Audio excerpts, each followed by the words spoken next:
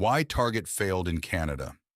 Imagine an expansion plan this ambitious, opening more than 100 stores at once in a brand new country in under 2 years.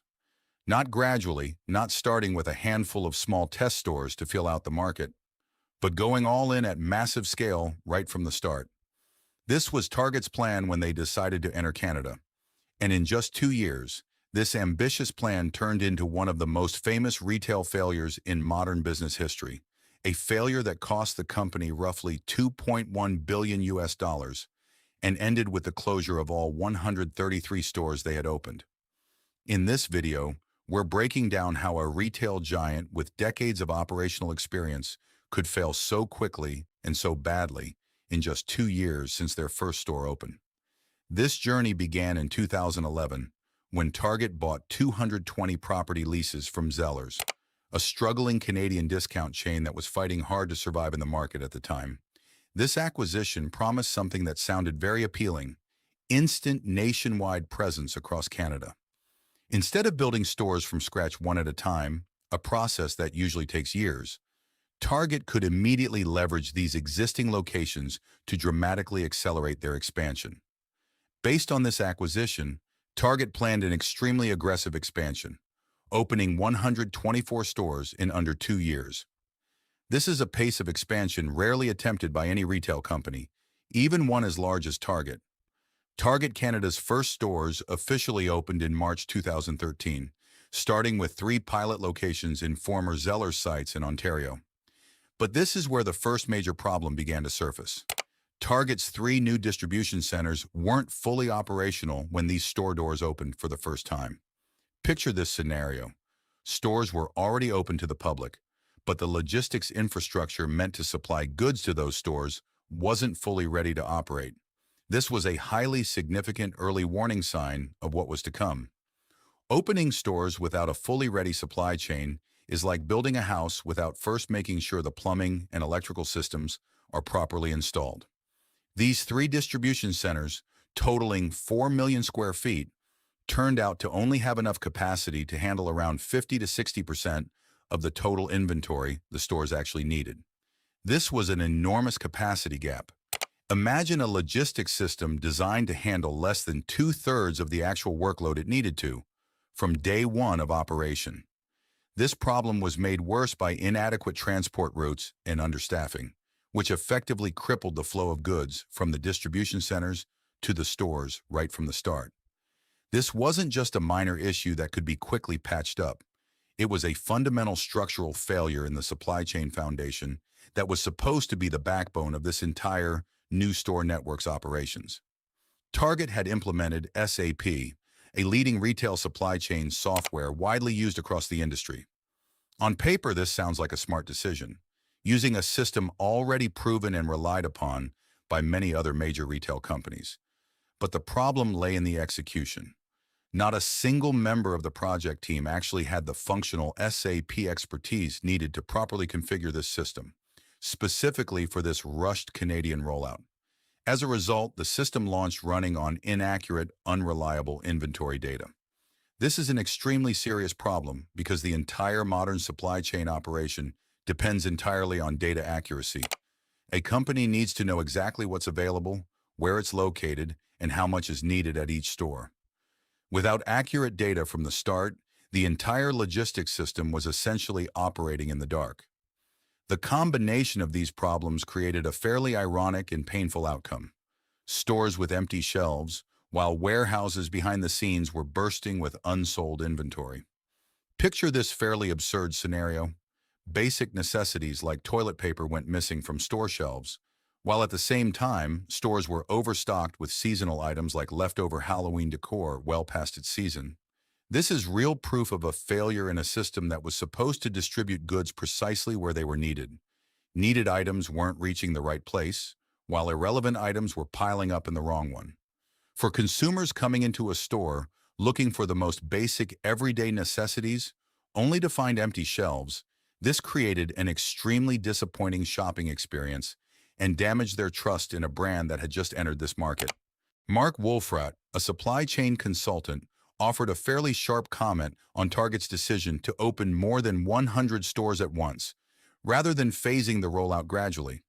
According to him, an approach like this is extremely difficult to pull off without ending in catastrophe. This is a fairly reasonable observation if you think about it more deeply. Every small supply chain problem, inaccurate data, inadequate warehouse capacity, undertrained staff, gets multiplied in impact when applied simultaneously across more than 100 locations at once, instead of at a handful of pilot stores that are easier to monitor and fix. A phased approach would have let the company identify and fix problems at a small scale before those problems spread across the entire network. But by opening everything at once, Target essentially eliminated any chance to learn and improve before this chaos spread across the entire country. Shoppers began openly venting their complaints on social media about the empty shelves they encountered at Target Canada stores. This is an era where a bad consumer experience can quickly spread and shape public perception broadly. Interestingly, publicly, Target claimed they were simply overwhelmed by strong demand, a narrative that sounded far more positive than the actual reality. But behind the scenes, internally, the company was still fighting the same underlying data quality problems that had plagued it from the very start of the launch. This gap between the public narrative and the internal reality created an additional problem. Instead of promptly acknowledging and addressing the real root cause, the company appeared to prioritize managing public perception first, an approach that ultimately did nothing to fix the real structural problems still unfolding behind the scenes. Beyond these already severe logistics problems, Target Canada also failed to match the value proposition offered by Target stores in the United States. There were fairly significant pricing discrepancies, which left Canadian shoppers feeling shortchanged compared to the expectations they'd built around the Target brand, perhaps from previous shopping experiences in the United States or from the brand's general reputation. When the prices they found at local stores turned out higher than expected, this created additional disappointment on top of the empty shelf problems they'd already experienced. This is an important reminder that a brand's value proposition isn't just about product availability alone, but also about meeting the pricing expectations that the brand's reputation has already built in consumers' minds. Analysts noted several additional problems that made this situation worse. Target lacked experienced senior Canadian leadership, people who genuinely understood the intricacies of this local market in depth. The company also ignored local pricing needs and misjudged both its store locations and the strength of existing value retail competitors already well established in Canada. One retail executive even made a fairly sharp comment, suggesting that Target seemed to assume shoppers would keep showing up just because of the Target logo, without genuinely understanding and adapting to the specific needs of the Canadian market. This is a fairly dangerous assumption for a company of any size to make, relying on brand strength alone without actually doing the homework needed to understand the new market they want to enter. In January 2015, Target finally admitted defeat.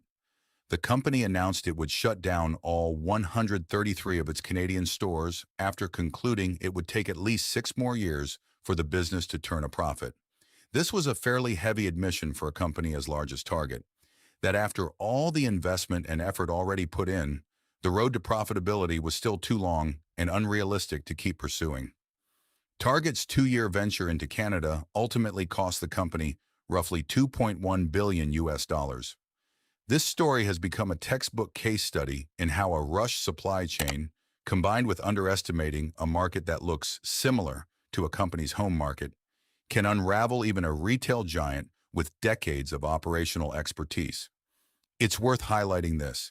Canada and the United States do share a lot of cultural and linguistic similarities, but that similarity can actually become its own trap, creating excessive overconfidence, as if a strategy that worked in one market could be copied directly without meaningful adjustment into another market, just because the two markets look similar on the surface. The big lesson is simple but crucial. Speed of expansion without a truly ready operational foundation is a recipe for disaster. A solid supply chain, accurate data, and a deep understanding of specific local market needs, none of these are secondary details that can be sorted out later. They're absolute foundations that must be genuinely ready before a large-scale expansion is carried out. When this foundation is neglected for the sake of speed, even a company with the greatest resources and experience can collapse within a matter of months. If you enjoy retail business case studies like this, don't forget to like and subscribe so you don't miss other case studies on global business successes and failures. See you in the next video.